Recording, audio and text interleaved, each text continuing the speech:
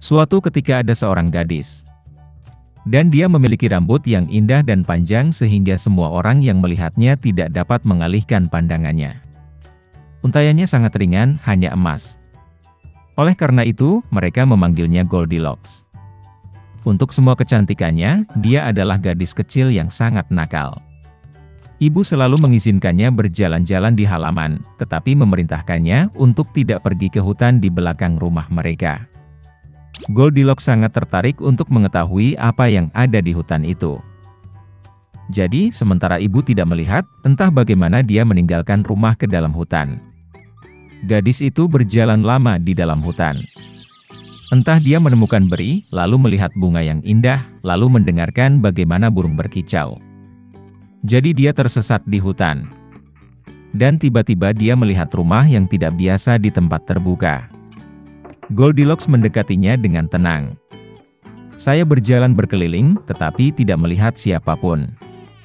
Dia mengetuk pintu, tapi tidak ada yang menjawab. Kemudian dia mengetuk lebih keras, dan pintunya terbuka sendiri. Goldilocks masuk dengan hati-hati. 3 beruang tinggal di rumah itu. Seekor beruang adalah ayah besar dan berbulu lebat. Yang lainnya adalah induk beruang. Itu lebih kecil. Yang ketiga adalah seekor beruang kecil. Beruang tidak ada di rumah karena mereka berjalan-jalan di hutan. Gadis itu memasuki kamar dan melihat 3 mangkuk bubur di atas meja. Mangkuk pertama yang terbesar adalah ayah beruang.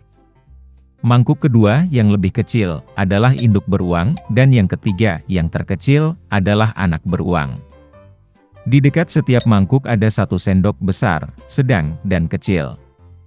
Goldilocks sangat lapar sehingga dia pertama kali ingin makan dari mangkuk besar. Dia mengambil sendok terbesar, mengambil bubur, mencicipinya, tetapi buburnya terlalu panas. Kemudian dia mengambil sendok berukuran sedang, mengambil bubur, mencicipinya, tetapi buburnya terlalu dingin. Akhirnya dia mengambil sendok kecil dan mencicipi bubur dari mangkuk kecil. Bubur ini tidak panas atau dingin pas. Dan Goldilocks memakan semua bubur dari mangkuk kecil. Setelah makan, gadis itu ingin duduk, dan melihat 3 kursi di dekat kompor, 1 besar, yang lain lebih kecil, dan yang ketiga, sangat kecil, dengan bantal merah kecil. Pertama, dia mencoba naik ke kursi terbesar, tetapi tidak bisa. Kemudian gadis itu mencoba duduk di kursi tengah, tetapi sangat keras dan tidak nyaman. Akhirnya dia duduk di kursi terkecil, dan kursi itu tepat untuknya. Goldilocks sangat menyukai kursi itu sehingga dia mulai mengayunkannya. Kursi itu retak, patah, dan dia jatuh ke lantai. Gadis itu bangkit dan pergi ke ruangan lain. Ada 3 tempat tidur besar, sedang, dan kecil. Pertama, Goldilocks naik ke ranjang pertama, tetapi ranjang itu terlalu tinggi dan keras. Saya berbaring di bagian tengah, terlalu luas dan lembut. Gadis itu berbaring di ranjang ketiga yang terkecil. Dia tepat untuknya.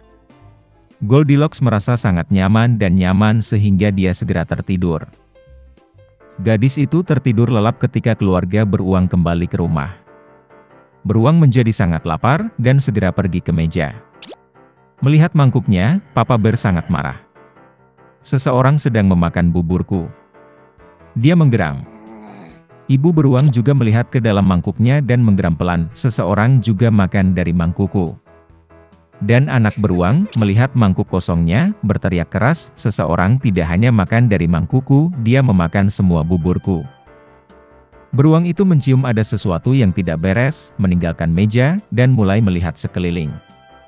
Ayah beruang memperhatikan bahwa seseorang memindahkan kursinya dan menggeram dengan suara yang mengerikan, seseorang sedang duduk di kursiku. Ibu beruang melihat kursinya dan mengeluh, seseorang sedang duduk di kursiku dan memindahkannya dari tempatnya. Dan kemudian, beruang itu melihat kursinya yang rusak dan sekali lagi berteriak dengan keras, seseorang tidak hanya duduk di kursiku, tapi juga mematahkannya. Ketiga beruang itu dengan hati-hati masuk ke kamar tidur. Seseorang sedang berbaring di tempat tidurku dan meremasnya. Papa Bear meraung dengan suara yang mengerikan. Dan seseorang juga berbaring di tempat tidurku dan meremasnya, geram ibu beruang. Teddy Bear melihat ke tempat tidurnya dan berteriak lagi, "Seseorang sedang berbaring di tempat tidurku." Dan kemudian dia melihat gadis itu dan menjerit dengan suara pelan, dan masih tidur di dalam dia. Ayah dan ibu beruang pergi ke tempat tidur dan melihat bahwa seorang gadis kecil sedang tidur di sana. Goldilocks terbangun dari jeritan anak beruang, dan sangat ketakutan. Ada 3 beruang di depannya. Dia langsung melompat keluar rumah, dan berlari kemanapun matanya memandang, tanpa melihat ke belakang. Gadis itu berlari sangat lama, dia sangat lelah, dan kemudian dia melihat ibunya, yang mencari putrinya yang hilang di hutan. Sejak itu, Goldilocks selalu mendengarkan ibunya, dan tidak melakukan apapun tanpa izinnya. Dia menjadi gadis yang sangat penurut, baik dan baik. Dahulu kala, di sebuah desa yang jauh hiduplah seorang gadis malang, Karen, bersama ibunya. Di musim panas dia harus berjalan tanpa alas kaki, dan di musim dingin dengan sepatu kayu yang kasar, yang sangat menggosok kakinya. Dan suatu hari seorang wanita tua pembuat sepatu menjahit sepatu Karen dari sobekan kain merah. Dia membawakan gadis itu hadiah tepat pada hari ibu Karen masuk surga. Dan gadis malang itu tidak punya pilihan selain memakai sepatu baru untuk pemakaman. Meskipun sepatu merah sama sekali tidak cocok untuk berkabung, Karen tidak punya yang lain. Pada saat ini, sebuah kereta tua besar sedang melewati desa, dan di dalamnya ada seorang wanita penting. Dia melihat gadis itu, merasa kasihan padanya dan memutuskan untuk membawanya pulang. Selama bertahun-tahun Karen tinggal bersama seorang wanita dan tidak pernah melepas sepatu merah favoritnya. Tetapi gadis itu telah tumbuh pesat dan sekarang saatnya untuk membeli sepatu barunya. Jadi, wanita itu membawa Karen ke toko. Wanita itu sudah tua, dan karena itu tidak bisa melihat sepasang sepatu yang benar. Kemudian dia meminta Karen untuk memilih sepatu hitam paling sederhana untuk dipakai ke gereja. Tapi di etalase toko ada sepatu merah cerah. Mereka persis seperti yang pernah dibuat pembuat sepatu untuk Karen. Maka gadis itu memberitahu wanita itu bahwa dia telah memilih sepatu yang paling sederhana, dan nyonya dengan senang hati membayarnya. Hari Minggu tiba, dan wanita tua itu memerintahkan Karen untuk bersiap-siap ke gereja. Nyonya menyuruh gadis itu untuk berpakaian sopan dan terkendali. Tetapi Karen sangat ingin memakai sepatu baru sehingga dia tidak bisa menahan diri dan pergi ke gereja dengan sepatu merah. Dan semua orang dalam kebaktian sesekali memandang kaki Karen. Setelah makan malam, wanita itu mengetahui dari orang-orang bahwa Karen datang dengan sepatu merah. Wanita itu tidak tahan dengan rasa malu dan memutuskan untuk pulang lebih awal. Tetapi seorang prajurit tua sedang menunggu mereka di gerbang gereja.